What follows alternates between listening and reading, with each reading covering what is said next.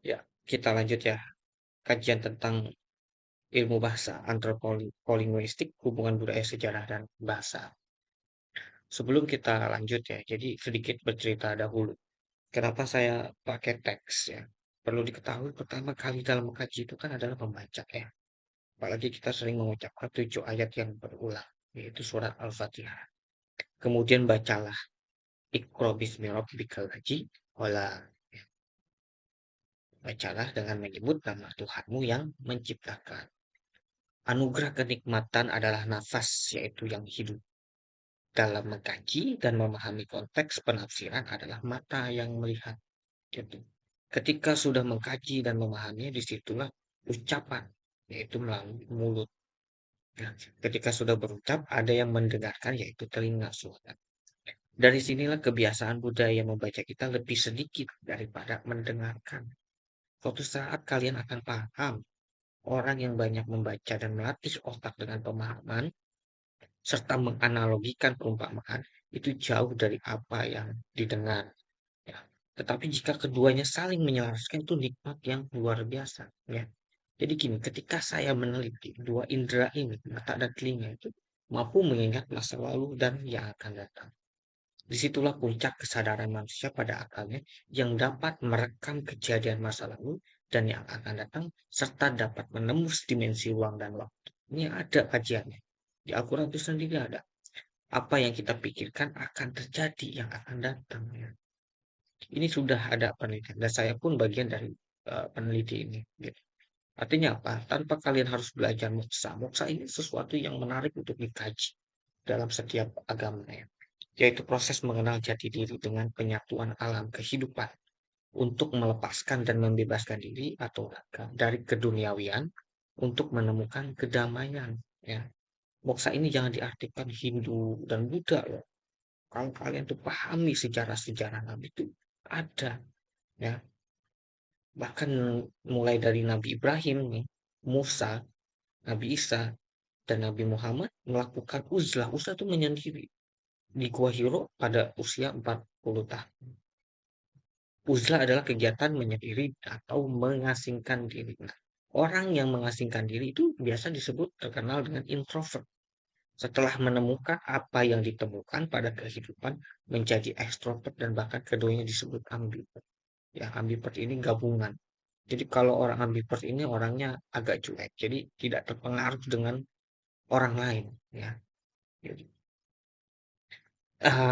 nah, disinilah saya selaku peneliti mengkaji semua kitab suci ya dan Al-Quran. Itu kalau kamu mau pahami Al-Quran ini ya empuknya ilmu pengetahuan, makanya jangan disia-siakan. Ya. Kalian kalau bisa bergabung dengan para peneliti, itu jauh lebih bermanfaat. Saya dengan kawan-kawan semua lintas agama nih, yang beda keyakinan itu, tidak pernah membahas seperti di Indonesia. Ya.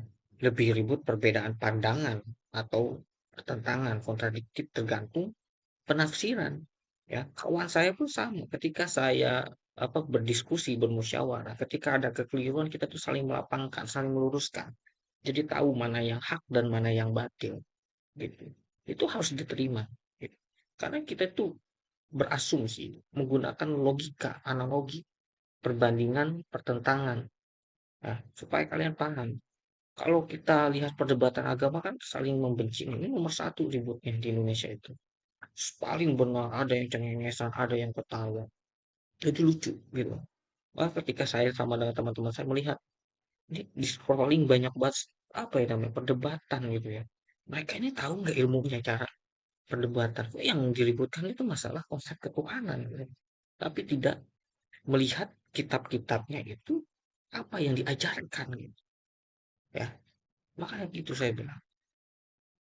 Al-Quran ini dan pada kitab sebelumnya pun melarang memperdebatkan sesuatu yang tidak memiliki ilmunya. Kalau kita lihat perdebatan agama kan begitu ya, sampai sekarang ya. Lucu-lucuan aja saya kalau dengar itu. Jadi bahan olok-olokan. Padahal jelas larangan mengolok-olok ayat-ayat Allah di surat Al-An'am ayat 68. Semua itu ada ilmunya. Ya, nanti kita pelajari. Tapi paling tidak saya kasih kisi-kisi dulu deh. Gitu. Karena lihat scrolling tuh, aduh, ampun-ampunan deh. Gitu. Makanya jangan berselisih. Hal ini berlaku untuk semua agama. Di kitab sebelumnya pun jelas ya, terkait dengan berbantah-bantahan. Ya, karena Al-Quran sebagai petunjuk seluruh manusia. Dan di surat Al-An'am ayat 108. Dan janganlah kamu memaki sembahan yang mereka sembah selain Allah. Nah, ini penuh makna. Kajian ini itu ada di kajian makrifat. Gitu. Ya. Sesembahan memaki sesembahan mereka selain Allah. Karena mereka nanti akan memaki Allah dengan melampaui batas tanpa dasar pengetahuan. Artinya, kalau kamu maki, ya kamu kena sendiri. Semua itu ada dasar ilmu pengetahuan. Demikianlah kami jadikan setiap umat menganggap baik pekerjaan mereka. Kemudian kepada Tuhan tempat kembali mereka. Lalu dia akan memberitahukan kepada mereka apa yang telah mereka kerjakan. Ditanya nanti kalian itu semua. Kalau nggak punya dasar ilmunya. Nah, yaitu orang-orang yang memperdebatkan ayat-ayat Allah tanpa alasan. Yang sampai kepada mereka.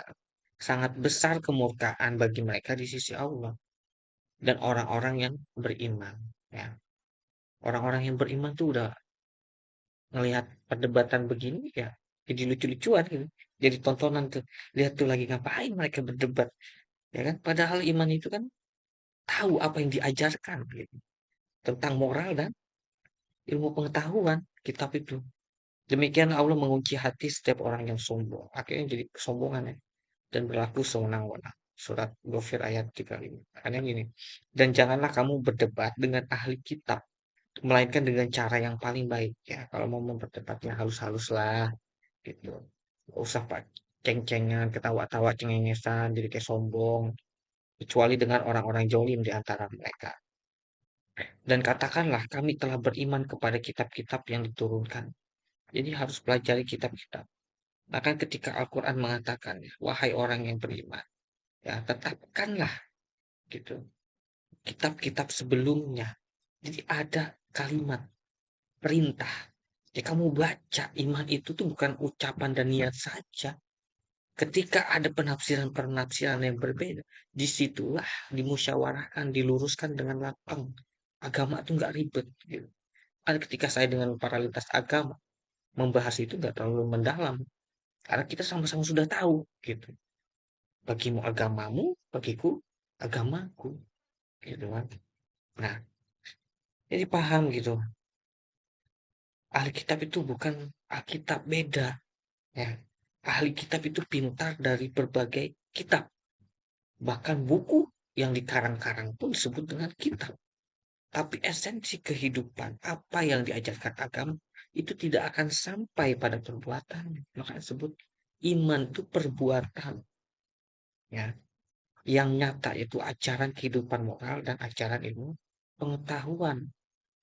Saya kan udah nulis tuh iman, ilmu takwa apa sih di kajian bertemunya ilmu hakikat dengan toriko.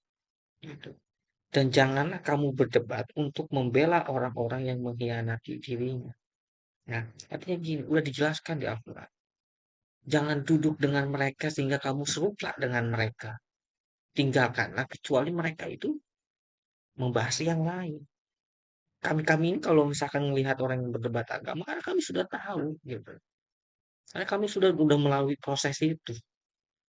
Ya, makanya ada ilmunya semua itu.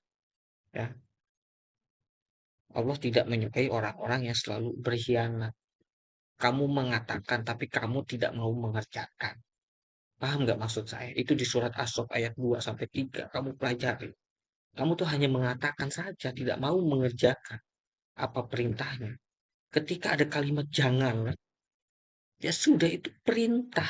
Ketika kalian mengingkari perintah itu sebut dengan ingkar. Ingkar itu apa? Kafir. Kita pelajari kafir itu apa di sini. Jangan mengkafir-kafirkan orang.